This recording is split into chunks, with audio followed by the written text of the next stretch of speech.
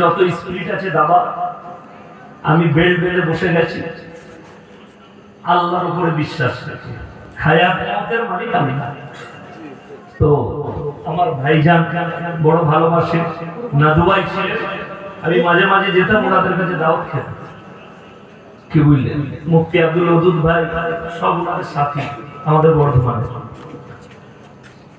আমি সর্বপ্রথম যে আলোচনাটা করব, গোটা পৃথিবীর মুসলমানদেরকে একটা বিশ্বাস রাখতে হবে, যা কিছু হয় আল্লাহ থেকে হয়, আর আল্লাহ যেটা করবে মঙ্গলের জন্য করবে। পৃথিবীর ভয় খাবার পাত্র একটাও নেই আল্লাহ ছাড়া। আমরা নিজেদের আব্বাকে ভয় খাই না, রিসপেক্ট, সম্মান করি। বড়দিকে সম্মান করা, ছোটকে স্নেহ করা, এটা ইসলামে আছে। ভয়